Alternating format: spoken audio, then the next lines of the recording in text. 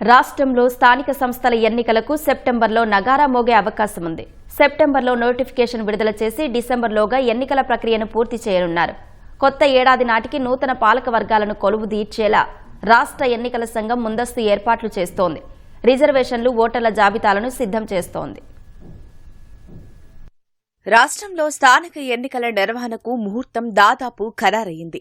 ఈ ఏడాది సెప్టెంబర్లో నోటిఫికేషన్ విడుదల అయ్యే అవకాశం ఉంది. డిసెంబర్లోగా ఎన్నికల ప్రక్రియ పూర్తి కానుంది. కొత్త సంవత్సరం నాటికి నూతన ప్రజా ప్రతినిధులను కొలువుదీర్చేలా రాష్ట్ర ఎన్నికల సంఘం కసరత్తులు చేస్తోంది. ఆ దిశగా ముందస్తు ఏర్పాట్లు చేస్తోంది.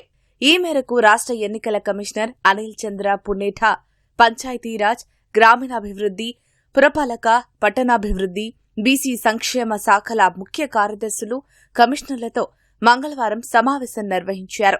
ఎన్నికల ముందస్తు ఏర్పాట్లపై ప్రధానంగా చర్చించారు. గడువులోగా ప్రక్రియ పూర్తి చేసేందుకు సహకరించాలని ఎస్సీసీ కోరారు. స్థానిక సంస్థల్లో బీసీ రిజర్వేషన్లపై డెడికేటెడ్ కమిషన్ వచ్చే నెలలో ప్రభుత్వానికి నివేదిక ఇవ్వనుందని సమాచారం.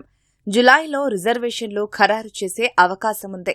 ఆ తర్వాత ఓటర్ల జాబితాల ప్రచురణ, పోలింగ్ కేంద్రాల ఏర్పాటు వంటివి పూర్తి చేసి ఎన్నికల నిర్వహణకు సెప్టెంబర్లో నోటిఫికేషన్ ఇవ్వనున్నట్లు తెలుస్తోంది.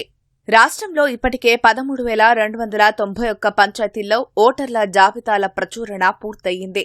56 పంచాయతీల్లో కోర్టు కేసులు, ఇతరత్రా కారణాల వల్ల ప్రక్రియను వాయిదా వేశారు. ప్రచురించిన ఓటర్ల జాబితాల మేరకు 1,36,000 పోలింగ్ కేంద్రాలు ఏర్పాటు చేయనున్నారు. ఇందుకు రాష్ట్ర ఎన్నికల సంఘం త్వరలో ఆదేశాలివ్వనుంది. పురపాలక సంఘాలు, నగరపాలక సంస్థలు, నగర పంచాయతీల్లో వచ్చే నెల 26 నాటికి డివిజన్లు, వార్డుల పునర్విభజన ప్రక్రియ పూర్తి కానుంది.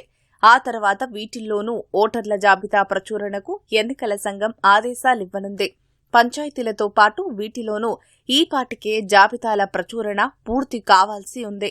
మొదటిసారి జనాభా ఆధారంగా డివిజన్లు, వార్డుల పునర్విభజన చేపడుతున్నందున గడువు పెంచాలని ఎన్నికల సంఘాన్ని ప్రభుత్వం కోరింది.